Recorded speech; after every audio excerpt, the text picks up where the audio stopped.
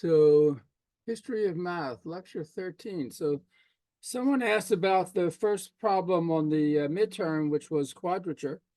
And chapter 1 in the book is about quadrature. So, quadrature is the Greek, what you might call computation of the area of a plane figure, a figure in the two-dimensional plane, by constructing a square with the same area, with the same area. So that's what quadrature is. Chapter 1 is 100% about quadrature. And in chapter 1, you find various constructions. One was a construction starting with a rectangle to compute a square with the same area. The other is for a particular curved structure, which is this lune. And the construction is of a triangle, which has the same area as the lune. And you can construct you can find a square with the same area of a triangle very easily. So, but this is what quadrature is. That's problem 1, right? So everything in chapter 1 is on the subject of quadrature. And the constructions are in the text, of course, and in the lectures. You can go back and look at the first couple of lectures 1 and 2, where I did this.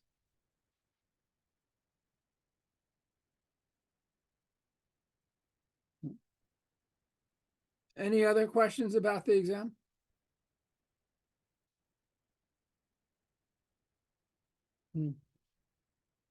Okay. So what we're doing today is beginning chapter 6. So we're moving ahead from the Greeks 2,000 years ago or more to Italians in the 16th century. So we are jumping 1,600 years. And it's not as if there was no mathematical progress in that time. There was a great deal of progress certainly in the Arab world, which was the center of civilization for 1,000 years, and also separately in India and in China. But the particular question we're going to consider is something that you learn in middle school and high school, which is solving equations. And you can solve equations. There are many kinds of equations, and the simplest are polynomial equations.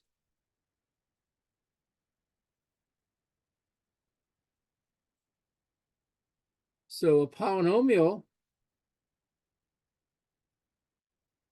of degree n is a function of the form or an expression of the form. Let's say an x to the n, an minus 1, x to the n minus 1, a1x plus a0, with an, which is called the leading coefficient, different from 0.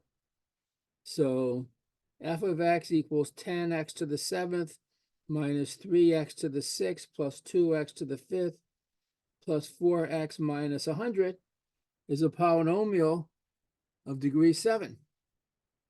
And we say that the number, let's call it theta, say, is a root or a zero or a solution of the polynomial equation f of x equals 0 if f of theta is equal to 0. So for example, suppose you have f of x equal to 3x to the fourth plus 2x cubed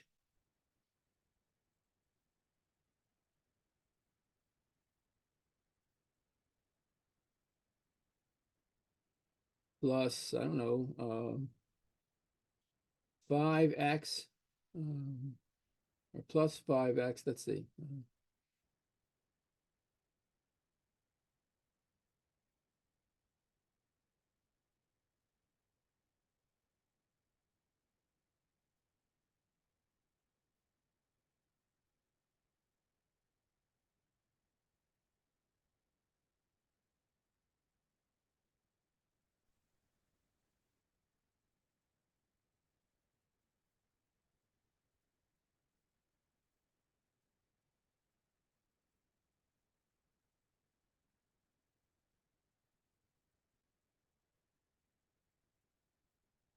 Yeah, so this is the polynomial. So this is a polynomial of degree 4. So for example, if you plug in x equal 1, you get 3 times 1 to the fourth plus 2 times 1 cubed plus 5 times 1 minus 22. What is that? That's 3 plus 2 is 5 plus 5 is 10 minus, it's minus 12. That's not 0. So theta equal 1 is not a root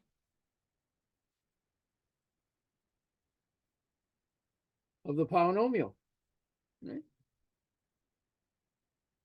Suppose we try theta equal 2. So f of 2, 3 times 2 to the fourth plus 2 times 2 cubed plus 5 times 2 minus 22. 2 to the fourth is 16 times 3 is 48. 2 times 8 is 16 plus 10 minus 22. Let's see, what is that? This is 48, 64, 74 minus 22 is 52. That's not 0. So theta equal 2 is not a root. I don't know, let's try theta equal minus 2. So f of minus 2 is 3 times minus 2 to the fourth plus 2 times minus 2 cubed plus 5 times minus 2 minus 22. So this is 3 times 16 is 48. This is minus 16 minus 10 minus 22. So 16 and 10 is 26 and 22 is 48. This is 48 minus 48. That's 0. So theta equal minus 2 is a root. So just through, let's say, luck, I found a root of this polynomial. Right? Any questions about that?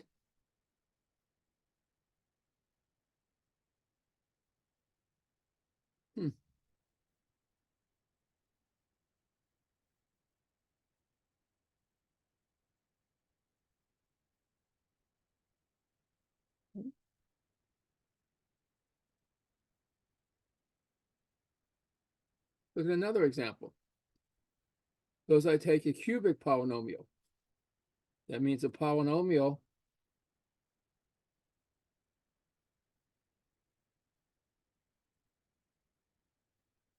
of degree 3. Say f of x equals x cubed plus 6x minus 20.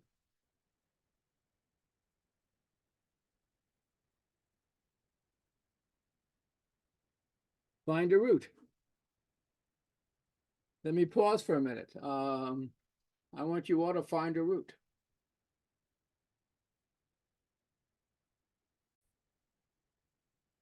I had just worked out, but I hadn't recorded it.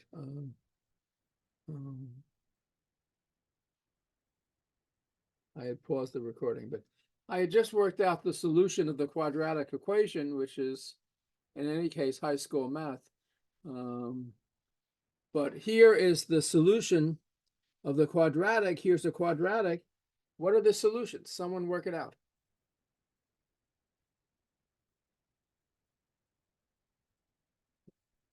So in this quadratic, a is 3, b is minus 7, c is 5,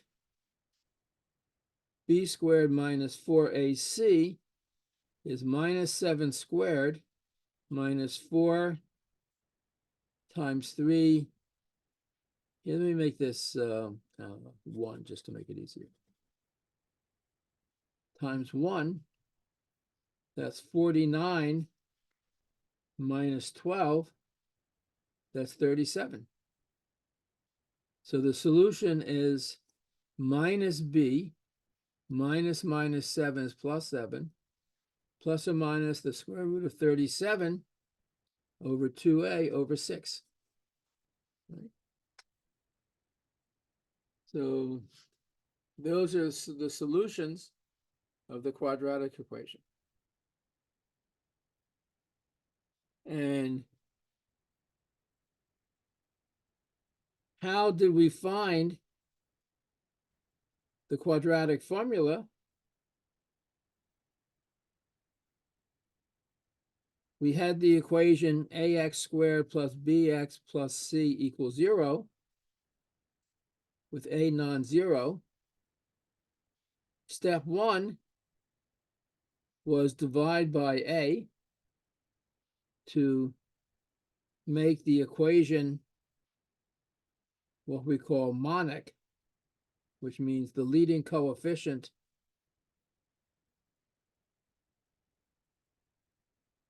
is 1.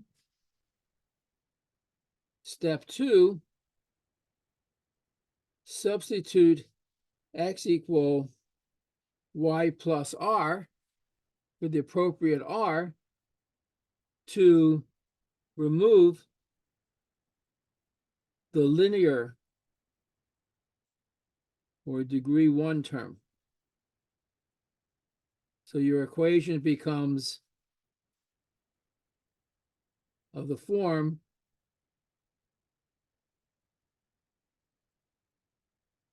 y squared equals something c. And then you solve for y, and x is y plus r. Professor, a question. Yeah, Let's go just ahead. say, so let's just say we have a question like this in exam. So the answer up there, you put x equals 7 plus or minus the square root of 37 over 6. Would you want us to solve x for each as we separate it? Like x 7 plus the square root and 7 minus the square root of 37 over 6. Would you want us to solve for x? Well, I don't understand what you mean. This is I did solve for x. The Oh, two no, I values meant, of x, one with the plus sign, one with the minus sign. oh, because no, I refer to it as the way I was taught in high school, where we now separate it by the signs, where we would put like x equals 7 plus the square root of 37 over 6 and solve for that x, and then x equals 7 minus the square root of 37 over 6. That's what I meant to say. Oh, that's the same thing, right? Okay, okay. This means there are two solutions, one with a plus sign, one with a minus sign. Yeah. Okay, thank you. And you can't do anything more than this because the square root of 37 is some irrational number. You can't write it down as a fraction. Okay. Okay, in any case, we've now solved the quadratic. So the next case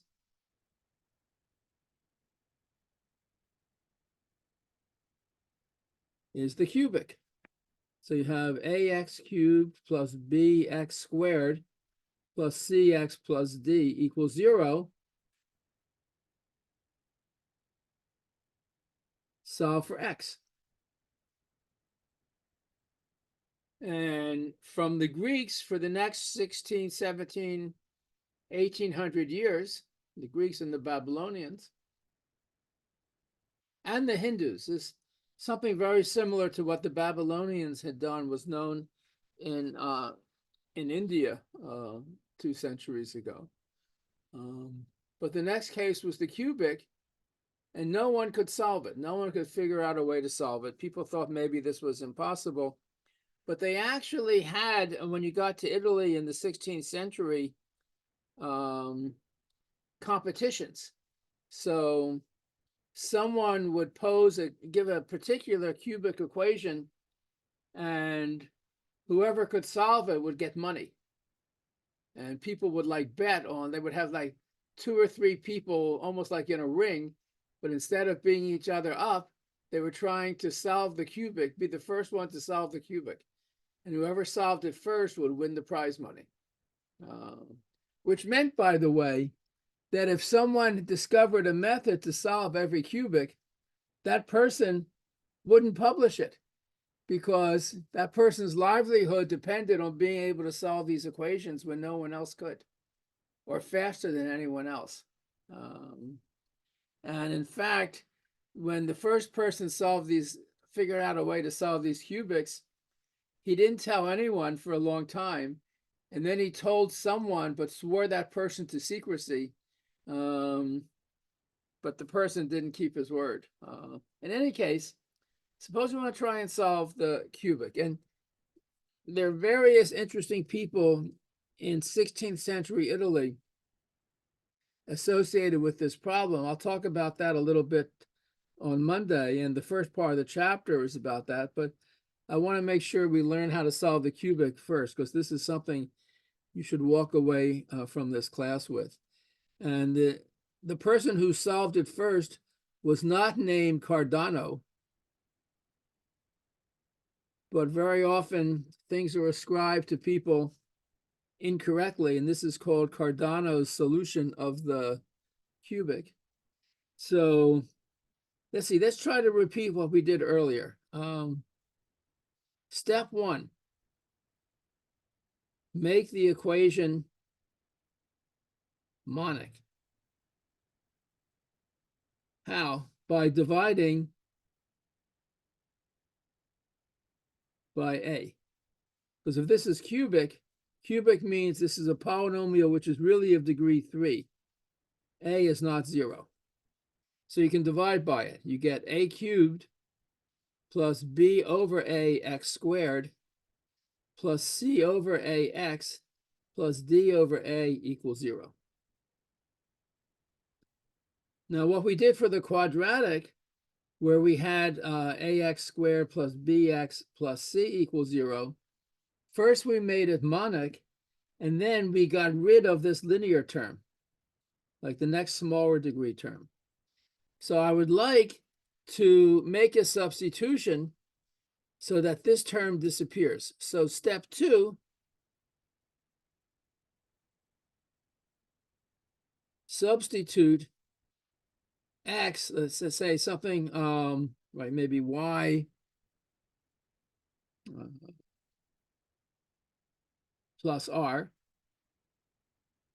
to eliminate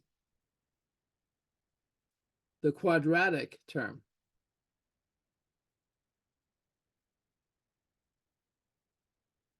So let's say I have this monic polynomial. Let me write it like, so we have x cubed plus, let me write this, capital B x squared plus cx plus d equals 0. So this is a monocubic.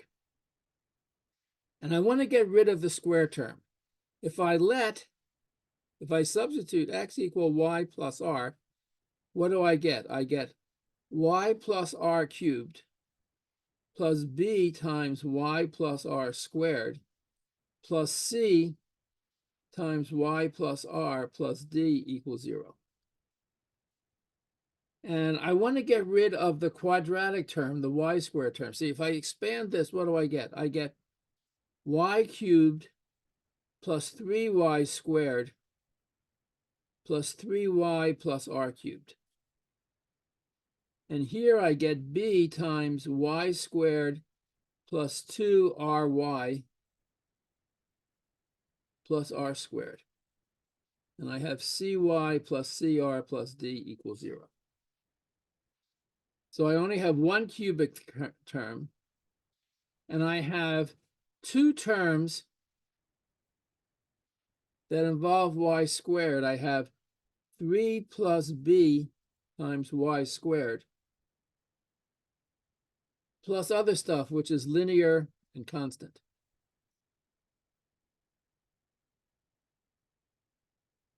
And, oops, what happened to my r?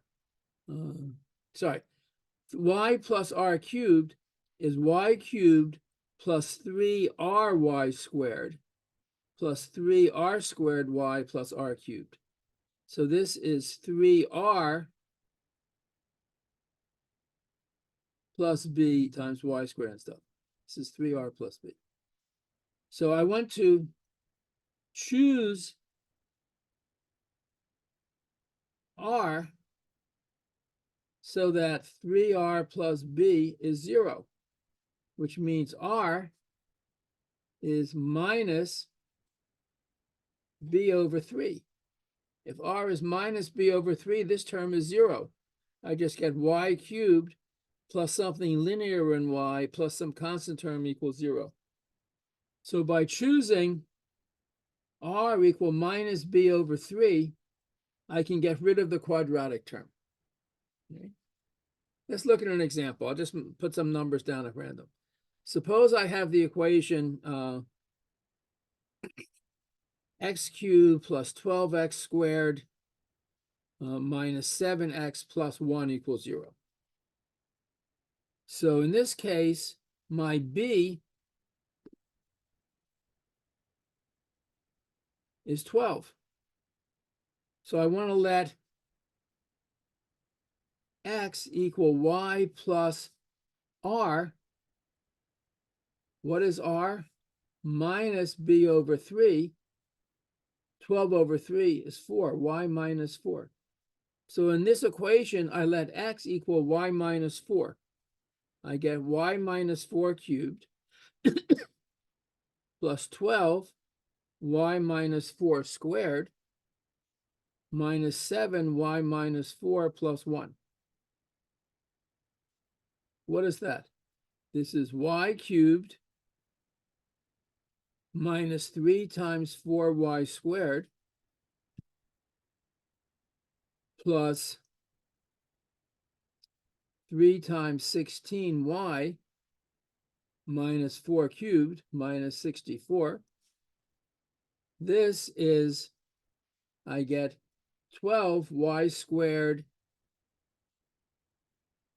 minus 8y plus 16 and so forth. The y squared, here I have minus 12y squared and plus, they cancel. So what I end up with is y cubed plus something times y plus some constant. That's what I get. I've eliminated the quadratic term.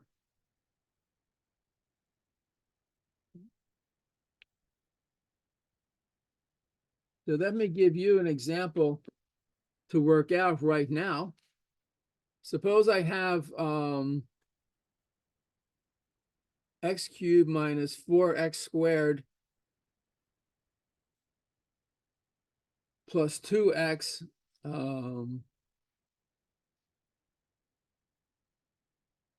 plus 1. So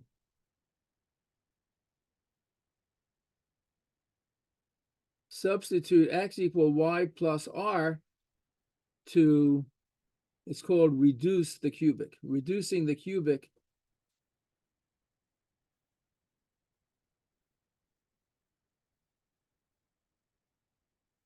means to have a cubic where the square term doesn't appear. So I'll give you a hint. You let x equal y plus r, where r is minus b over 3. In this case, b is minus 4, 4/3. So you let x equal y plus 4/3 and see what you get. Okay. So let me pause for a minute. Actually, let me make it a little bit easier, just so you don't have to deal with fractions. I'll make this 12. So in that case, this is minus 12 over minus 3. This is just 4. So you have x cubed minus 12x squared plus 2x plus, just make this 9 to make it easier. I have this cubic, and substitute x equal y plus 4. And what do you get? So let me pause for a moment and give you a chance. When you make the substitution, you get y plus 4 cubed minus 12 y plus 4 squared plus 2 times y plus 4 plus 9. So you need to expand this, which means you have to know how to expand a cubic. When you take y plus 4 and you cube it, you get y cubed plus 3 times 4 times y squared plus 3 times 4 squared times y plus 4 cubed. Minus 12 times y plus 4 squared, that's y squared plus 8y plus 16 plus 2y plus 8 plus 9. So here I have y cubed plus 12y squared plus 48y plus 64 minus 12y squared minus 96y minus 12 times 16, which I think is 192,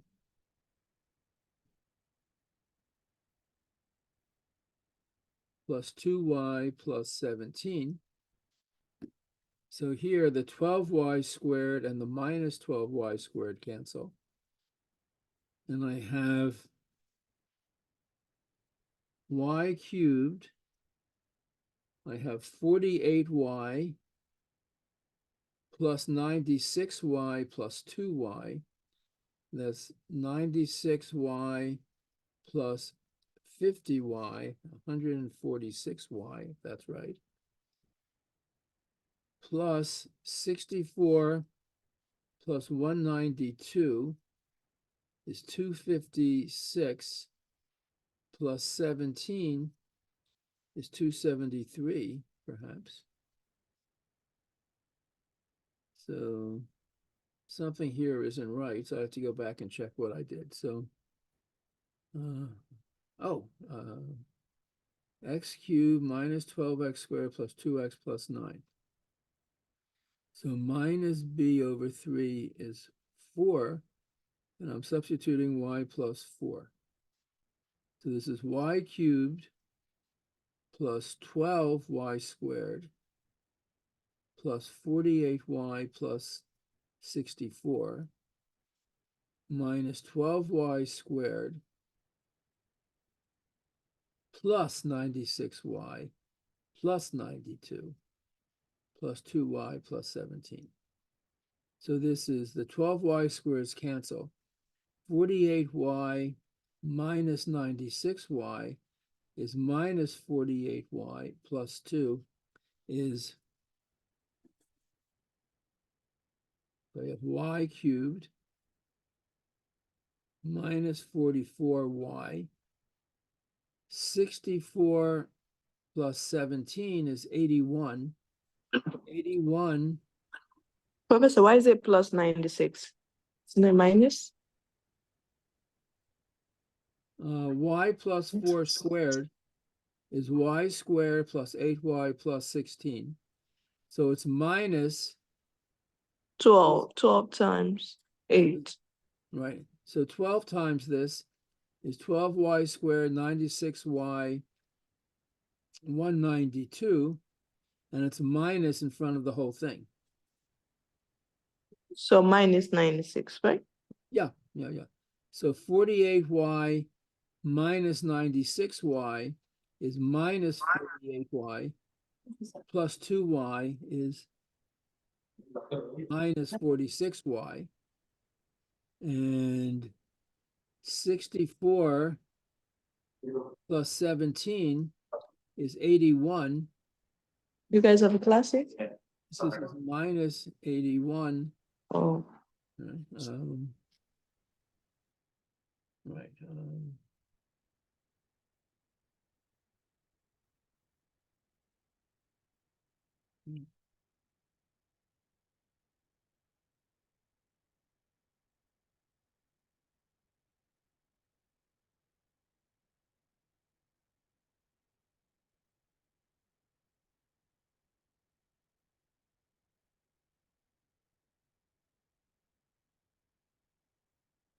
Yeah, that's good. Y cubed minus 46y minus 81. So this is the equation. This is the reduced cubic, this. So we started out with the cubic, x cubed minus 12x squared plus 2x plus 9. When we eliminate the quadratic term, we get this cubic. Or sometimes people like to put the constant on the other side. So to solve this cubic equation, it's enough to solve the equation y cubed minus 46y equals 81. So you might not know how to solve this, but this is a simpler looking equation, at least, than the original one. So in the Cardano solution of the cubic, step 1, make equation monic by dividing by the leading coefficient. Step 2, substitute x equal y plus r to reduce the cubic, or to make the cubic reduced, which means no quadratic term, no square term. Okay. So if you do that, you're now trying to solve, you can always reduce the cubic. So every cubic transforms by dividing by the leading coefficient and making a substitution to the reduced cubic x cubed plus mx equal n. No quadratic term. If you can solve this equation, you can solve every equation, every cubic equation. Professor, Yes. can you go back to the last page? Yeah.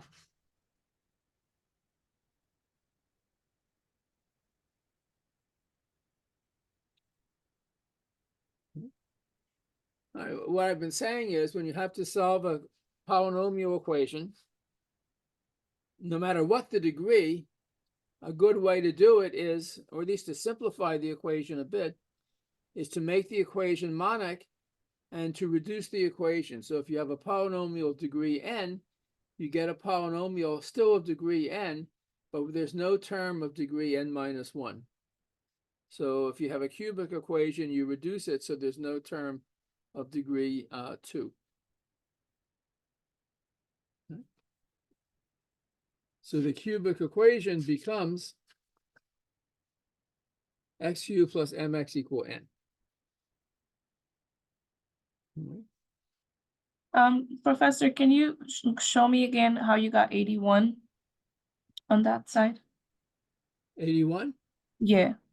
I have 64 Mhm. minus 192 Okay. plus 17. Wouldn't that give you a negative 111? 64. minus 192 is. Oh, yeah, I neg- think you're yeah, right. Okay, Yeah. negative 111.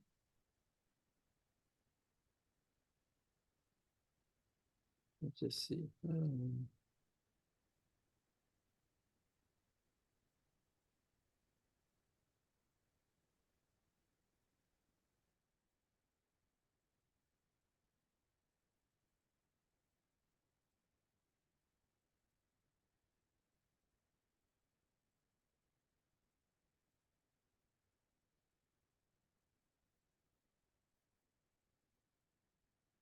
Yeah, sorry. That's exactly right. That's what you get. And in fact, for this equation, it turns out if you let y equal to -3, you get -3 cubed minus 46 times -3. 46 times minus 46 times -3 is 138, minus 27 equals 111. So y equal -3 is a solution of this cubic, and x equal y plus 4, which is -3 plus 4 is 1, is a solution of the original equation. And if you plug in x equal 1, you get 1 minus 12 minus 11 plus 2 plus 9 minus 11 plus 11 is 0. So for this original equation, a solution is x equal 1, which we got by finding a solution to this equation. If y is -3 and x is y plus 4, -3 plus 4 is 1. So 111 is definitely the right thing.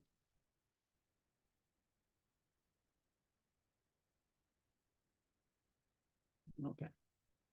So let me just show you how to find the solution. This is rather like if you're given a quadratic equation and someone tells you the solution is minus b plus or minus the square root of b squared minus 4ac over 2a, and you plug it in and you see that it works, then you know that's the solution. So let me give you something which will provide a solution.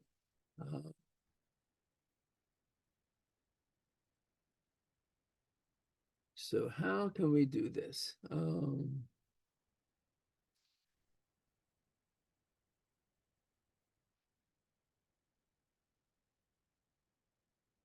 So suppose we want to find numbers t and u such that 3tu equals m and t cubed minus u cubed equals n. Right? So this is like coming out of the sky. Where does this come from? Well, let's not worry quite yet where it comes from.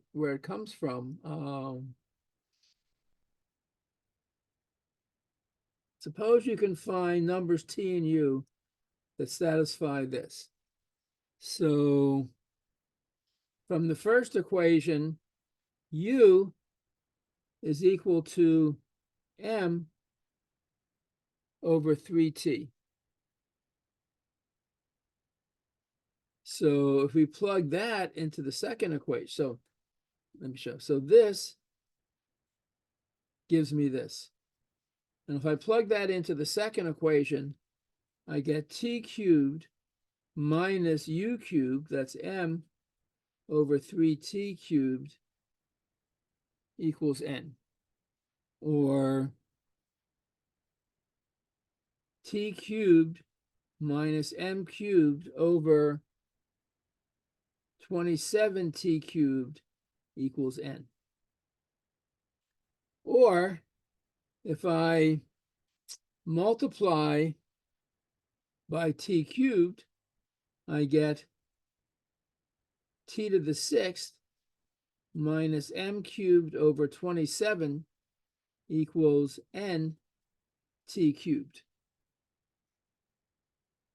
or t to the sixth minus nt cubed minus m cubed over 27 equals 0.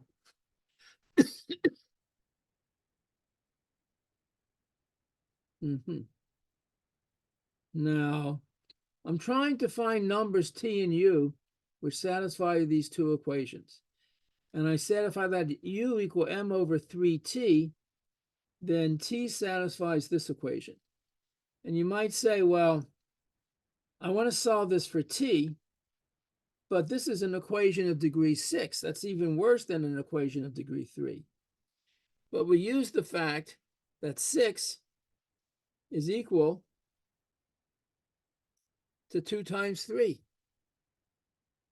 So t to the 6th is t to the 2 times 3 is t squared cubed.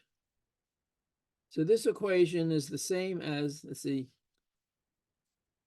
t squared cubed minus n times t cubed equals this.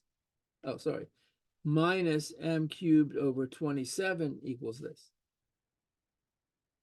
And this is a quadratic equation in t. I can solve this equation for t, quadratic equation in, sorry, t cubed squared.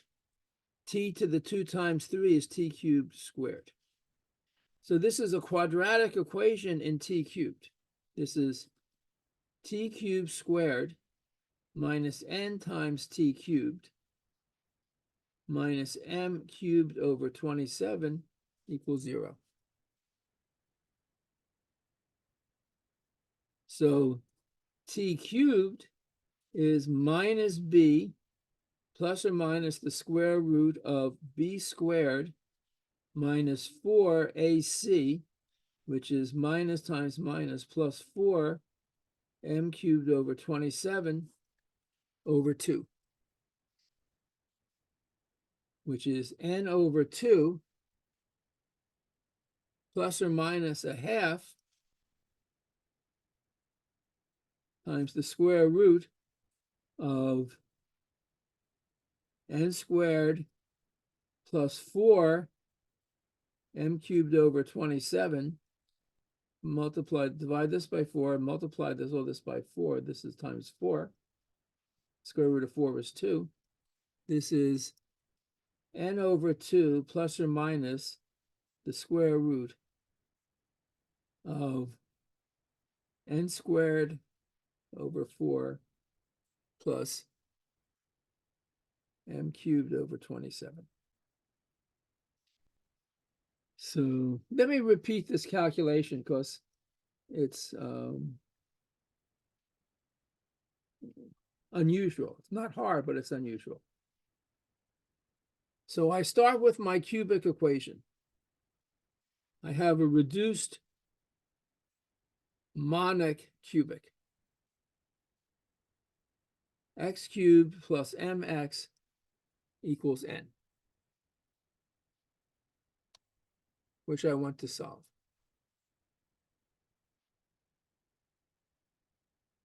And for some reason, I say, so this involves two numbers, m and n. So I want to find t and u such that 3tu equals m and t cubed minus u cubed equals n. So in that case, u will be equal to m over 3t. And if u is equal to m over 3t, I get t cubed minus u cubed is t cubed minus m over 3t cubed. That's t cubed minus m cubed over 27t cubed equals n. If I multiply by t cubed and rearrange this, I get t to the sixth minus m cubed over 27 equals n times t cubed. I'm just multiplying by 2t cubed. And rearranging this slightly, this is the same as t to the sixth, which is t cubed squared, minus, bring this to the other side, n times t cubed. Professor, is minus- that 70? Sorry? On the third line, Yeah, TQ, no, the one on top. T cube minus M over 3, 2. 7. No, 3. I'm just Okay. substituting u equals m over 3t. Okay.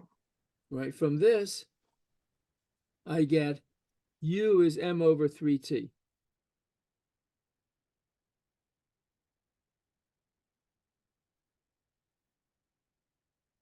So I have a quadratic equation in t cubed. So t cubed is minus b. B is minus n, minus is n, plus or minus the square root of b squared minus 4ac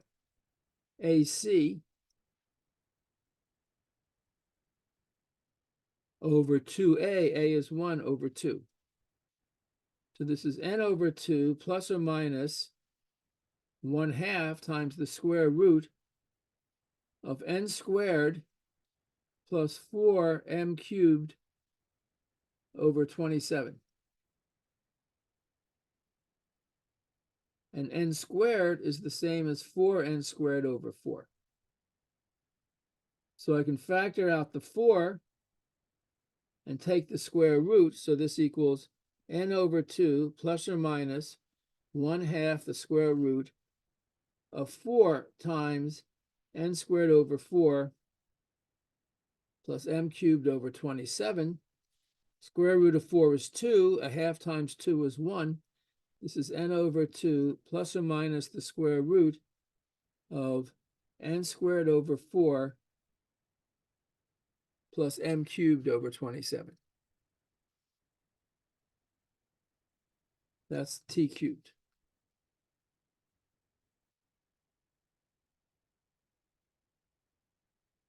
So I could say if I take just the positive square root, t is the cube root of this. Let me take the positive square root and this with the plus sign just to make it. Plus square root of n squared over 4 plus m cubed over 27.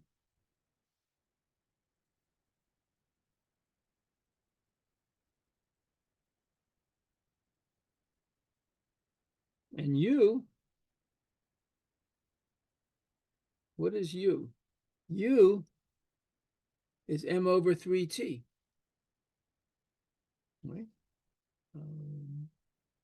Or sorry, let's say u cubed is t cubed minus n.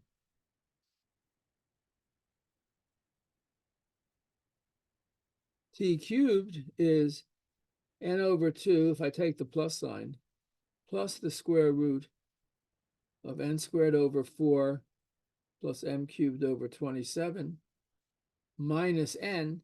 N over 2 minus n is minus n over 2 plus square root of n squared over 4 plus m cubed over 27.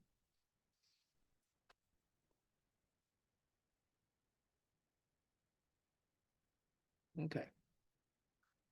Now, what was the whole reason for going through this long calculation? I wanted to get out of the way. So let me go back to the cubic. X cubed plus mx equal n. Suppose I want to make a substitution. Suppose I want to substitute for x t minus u.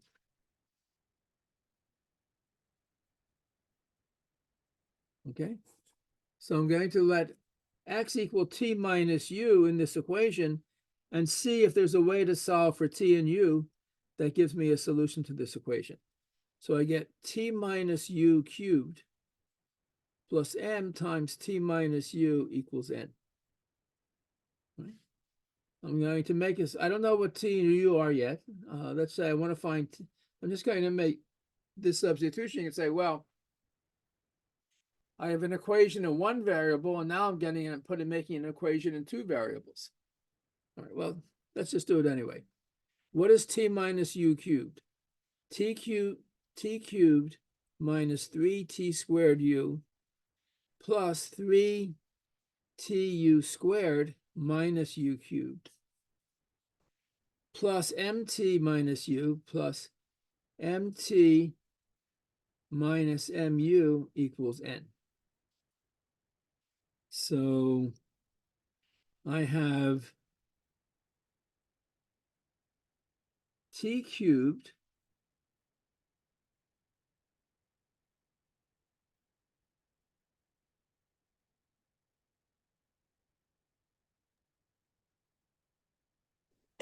Isn't the 3 minus 3 square, you cancel with the 3? Oh, no, it doesn't cancel no, because 3t is not squared. So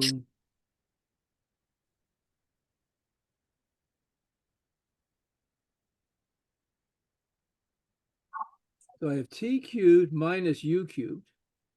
Let me just like cross over the terms that I'm using. I have t cubed minus u cubed. I have minus 3t squared u plus mt.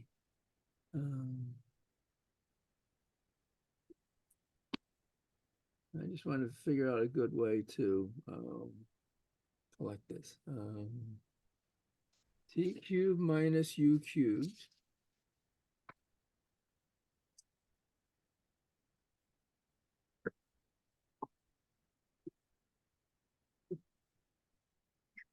T minus u. I have 2tu.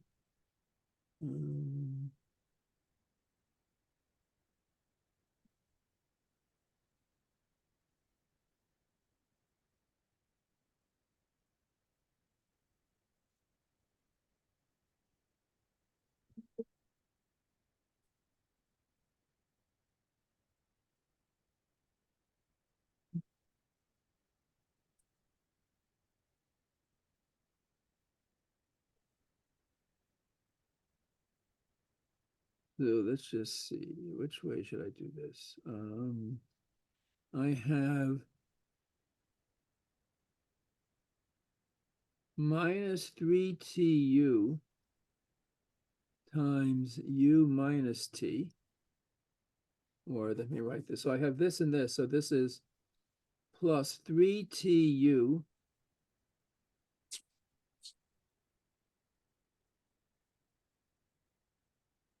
T, isn't it? T square? well, so 3tu times u is 3tu squared, and 3tu times t is minus Oh, 3t okay. squared u.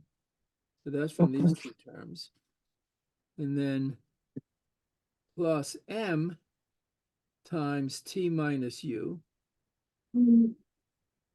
equals n. No.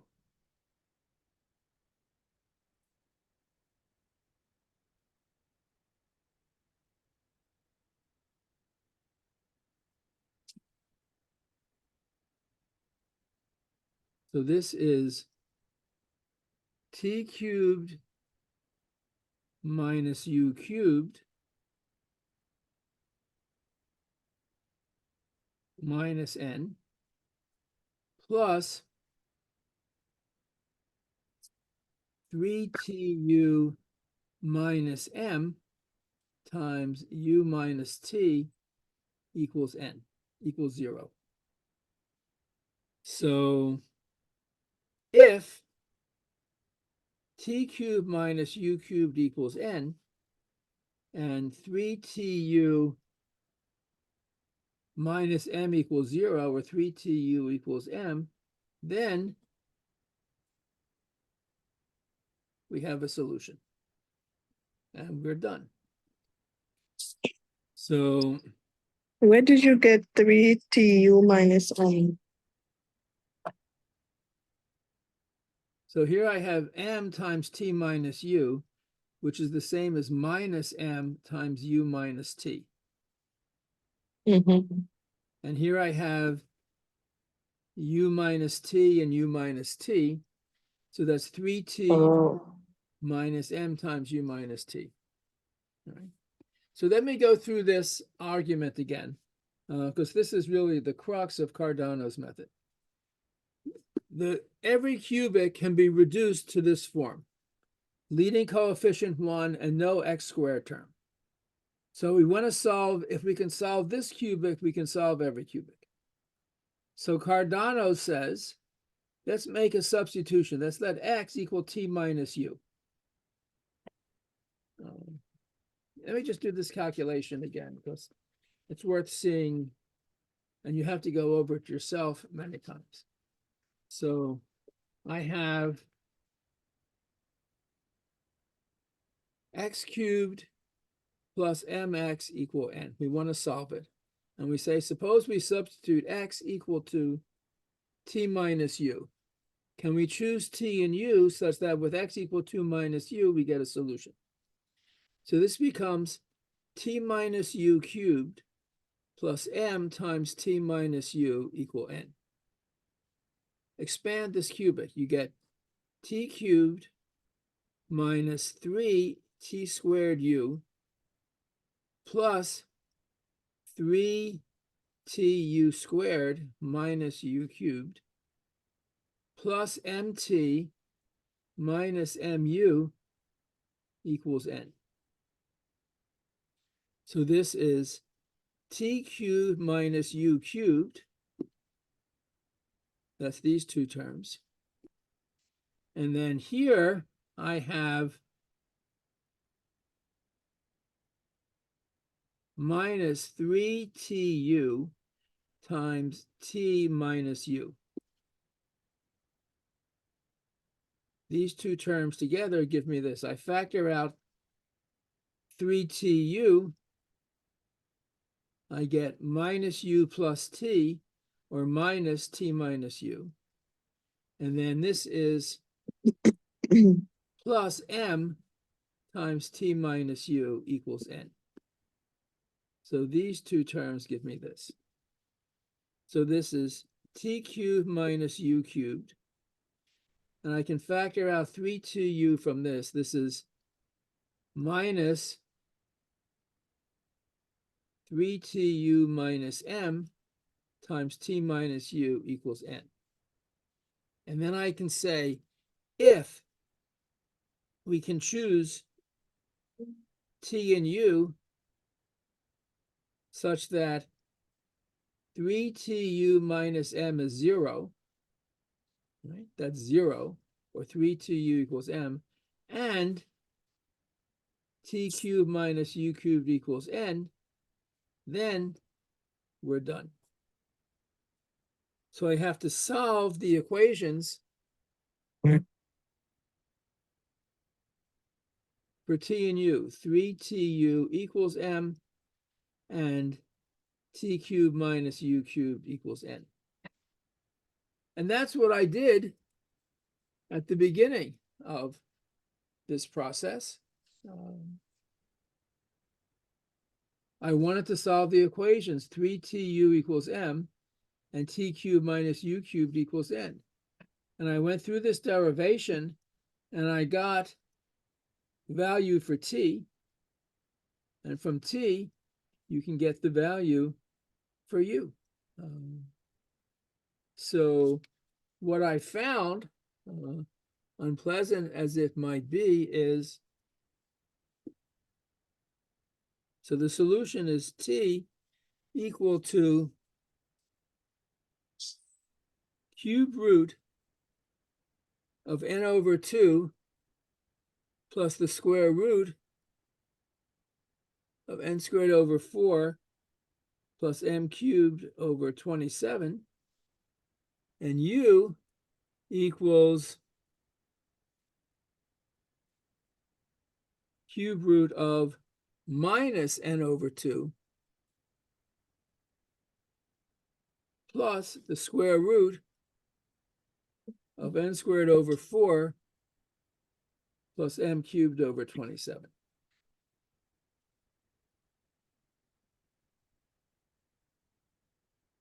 Now, let's just compare this for a moment to quadratic. If you have ax squared plus bx plus c equals 0, the solution is x equals minus b plus or minus square root of b squared plus 4ac over 2. In solving the quadratic equation, it involved a square root. So it's not surprising that to solve a cubic equation, it involves cube roots and it involves a square root. All right. Now, all right.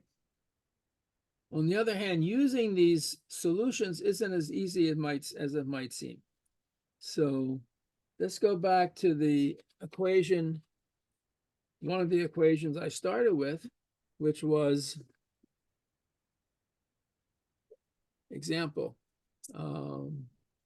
x cubed, was it x cubed plus 6x equals 20. And we saw one solution is 2. Now let's see what our cubic formula tells us. So Cardano's formula says the solution is x equal t plus u, where t and u are given by these expressions. So if, in this case, m is 6, n is 20. So this says t is equal to the cube root of n, 20 over 2, plus the square root of 20 squared over 4, plus 6 cubed over 27. That's the cube root of 10 plus the square root of, let's see, 20 squared is 400. 400 over 4 is 100. 6 cubed is 3 cubed times 2 cubed. That's 27 times. I can't see the bottom of the page. Well, Okay. so far that's the bottom. This is 20 squared over 4. Let me just do this over here. 20 squared is 400. So 20 squared over 4 is 400 over 4 is 100. 6 cubed over 27. 6 is 2 times 3. So this is 2 cubed times 3 cubed over 27, which is 3 cubed. Those cancel. 2 cubed is 8. So this is t is equal to the cube root of 10 plus the square root of 108.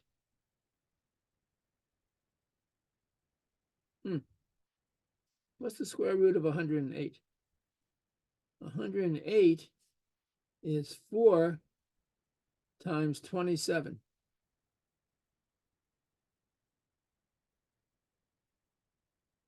So the square root of 108, square root of 430 is 6 root 3. So this is equal to the cube root of 10 plus 6 root 3.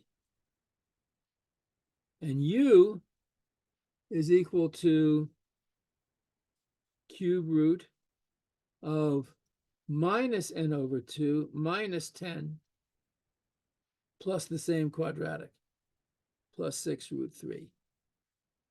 So x is equal to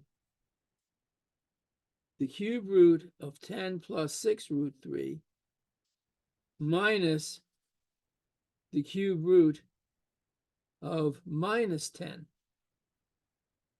plus 6 root 3.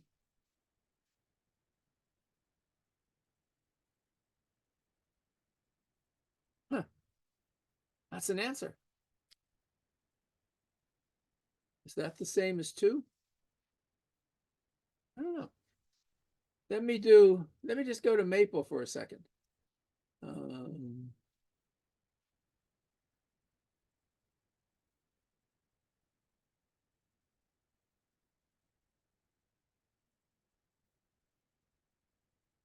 So let me share the screen with the Maple worksheet. So I'm just sort of curious. Hopefully you can see this. So I have this number.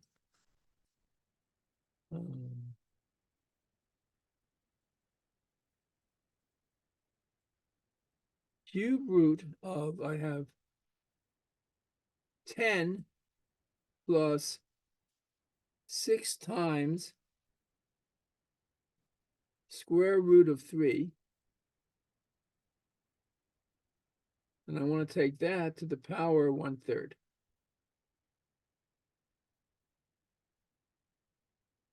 Minus almost the same thing.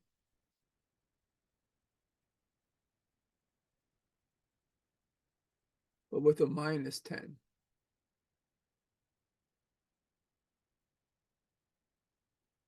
Let me just give this a name, A. That's what A is. Well, we want A as a decimal, so.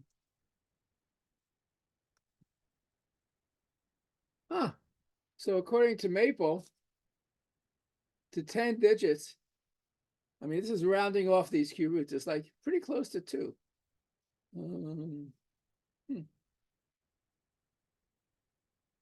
Suppose I increase the number of digits.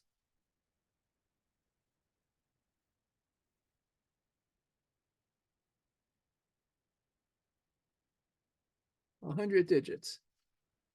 Okay, so to 100 digits, Maple gives me a lot of 9s and then 7. Suppose I ask Maple to solve this equation all by itself. Suppose I say solve the equation x cubed plus 6 times x equal 20. Solve it for x.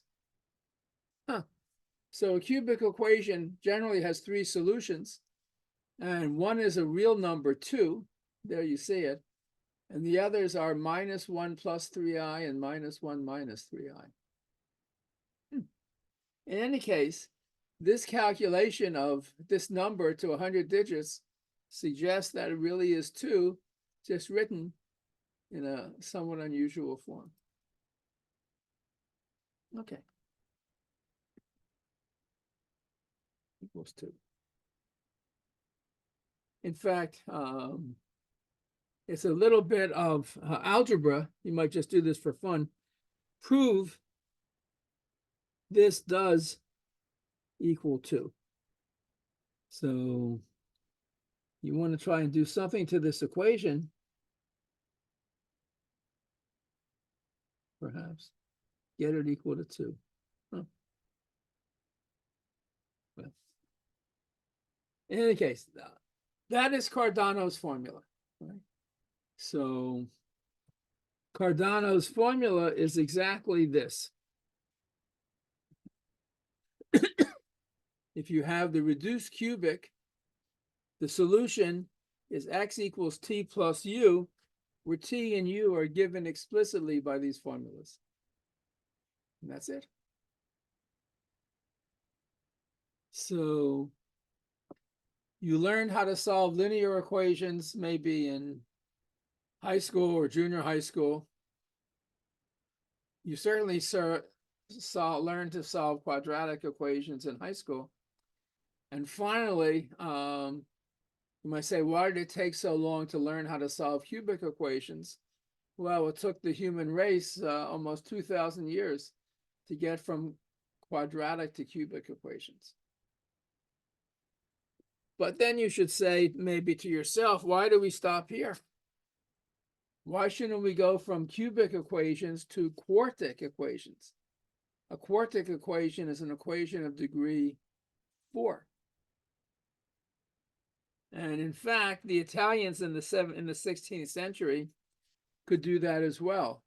They figured out how, once you know how to solve a cubic, they figured out how to solve a quartic. It's a little bit more complicated. And then they said, okay, well, now we can solve 4th degree equations. Why don't we solve 5th degree equations? And that they weren't clever enough to do. So for several hundred years, mathematicians everywhere in the world tried to figure out a way to solve a 5th degree equation. And what does it mean to solve an equation? It means to write down the solution using, what are you allowed to use? Well, you can use the coefficients of the equation, certainly, or any other numbers you like. And you can take square roots and cube roots and higher degree roots.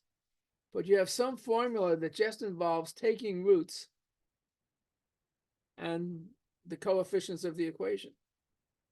So you might think maybe to solve a 5th degree equation, you need 5th roots, or maybe 10th roots also. And no one could do it. And one of the greatest accomplishments in the history of mathematics occurred in the middle of the 19th century when a French mathematician named Évariste Galois proved it is impossible. So there's some problems you can't solve because you're not clever enough. And there's some problems that have never been solved because no one has been clever enough yet. But there are also problems that no one has ever solved because someone really smart came along and proved there is no solution. That really is a phenomenal kind of result. But what Galois proved was there is no formula or set of formulas, even infinitely many formulas, that give you the solution of a 5th degree polynomial, or any polynomial of degree greater than 5. I mean, in some special cases there are. If you have the equation x to the 5th equal 1, then a solution is x equal 1, but that's a special case.